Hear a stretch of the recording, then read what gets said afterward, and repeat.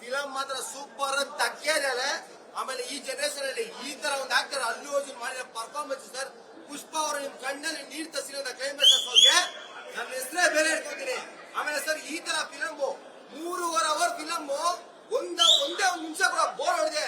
ಅಲ್ಲಿ ನಿಲ್ಸಿದಾರಂತೆ ಒಂದೊಂದು ಆಡಿಯನ್ಸ್ ತಮಾಷೆ ಅಲ್ಲ ಸರ್, ಅದು ಸೂಪರ್ ಫಿಲಮ್. ಎರಡನೇ ನ್ಯಾಷನಲ್ ಅವಾರ್ಡ್ ಸುಮ್ನೆ ಸೈಡಲ್ ಪಕ್ಕಕ್ಕೆ ಎತ್ತಿಗ ಕೇಳ್ಬಿಡಿ. ಇವಾಗ ಅಣ್ಣಿನ ಹೆಸರು ಅಲ್ಲೂ ಅಂತ ಕೆತ್ಬಿಡ ಕೇಳ್ಬಿಡಿ ಸರ್ ಅಷ್ಟೇ.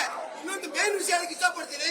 ಇವಾಗ ಮಾಡಿರೋಂತ ಇದು ಸರ್, ನೆನ್ನೆ 350 ರೂಪಾಯಿ ಟಿಕೆಟ್ ತಗೊಂಡ್ರಿ, ಇವತ್ತು 200 ರೂಪಾಯಿ ಇಳಿಸಿದ್ದಾರೆ. ಅದರಿಂದ ತುಂಬಾ ಜನ ಥಿಯೇಟರ್ ಬರಕ್ಕಾಗಿಲ್ಲ ಸರ್.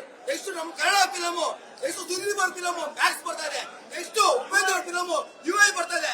ಇದೇ ತರ ಆಗಿದೆ ಸರ್. ದಯವಿಟ್ಟು ನಮ್ಮನ್ನು ಯಾರು ಥಿಯೇಟರ್ ಬರಕ್ ಆಗದೇ ಇಲ್ಲ ಸರ್.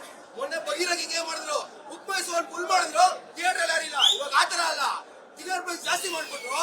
ಈ ಒಂದು ಬಾತುಕೋಳಿ ಸ್ಟೋರಿ ಕೇಳಿದ್ರ ಗೊತ್ತಾ, ಚಿನ್ನನ್ ಕೋಟೆನ ಹೋಗಿ ಎತ್ಕೊಂಡು ಹೋಗಿ ಟಿಕ್ಕಲ್ ಕೈ ಹಾಕಿದ್ರಂತಲ್ಲ, ಆ ತರ ಆಯ್ತಿದ್ದು ಸರ್. ಟಿಕೆಟ್ ಪ್ರೈಸ್ ನಾರ್ಮಲ್ ಆಗಿ ಪ್ರತಿಯೊಬ್ಬ ಫಿಲಂ ಬಂದು